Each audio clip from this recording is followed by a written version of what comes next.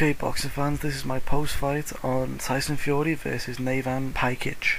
I can actually say without a shadow of a doubt this was probably one of the best heavyweight boxing matches I've seen in recent history. You see, it wasn't because of the excellent boxing skills that they both could have shown, it wasn't because of their sheer brutality, it was because the fight was just so unpredictable.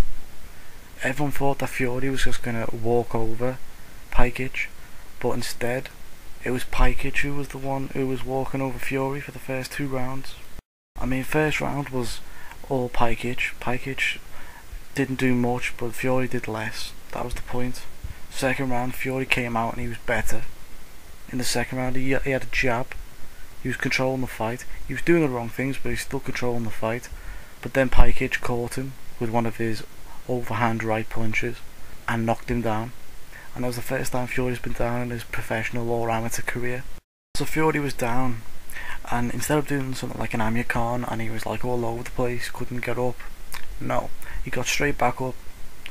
He showed that his chin was quite solid. He took a great shot on the chin. He's going to go down. It's the heavyweight division. He got back up and kept on fighting. You're wondering how that knockdown came about. You got to understand that Pajkic fought. Saying the word brawler is a very nice way to describe him.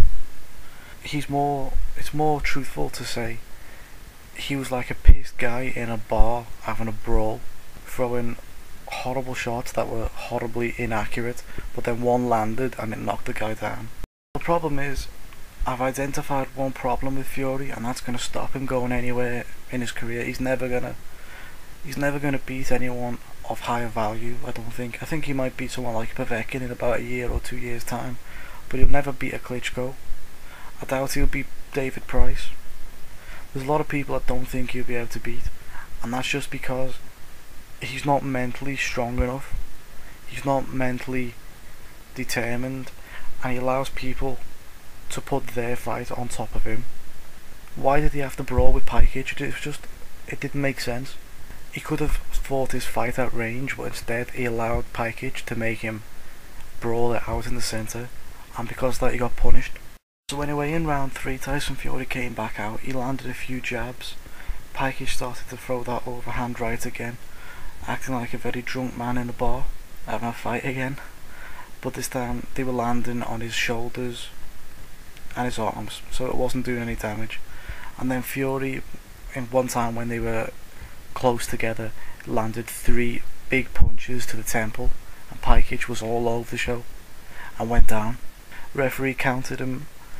So then as he gets back up, the referee allows him to continue, and Pajkic gets into another scrap with Fury. Problem is, he takes another 4 or 5 punches right on the chin, and then he goes down again. He complained about a push, but there's no push there. It was definitely a knockdown, no doubt about it. Problem is, this time he wasn't okay. He was quite hurt, you could tell. His legs were gone. So he got back up. The referee allowed him to continue. He kept fighting on. He got into another scrap, and he took another few punches, and the referee done what was probably a early stoppage.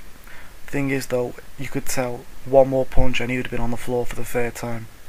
You have to see it, but you'd know that just one more punch, just a flick on the chin, just blowing at him or something, would have put him over.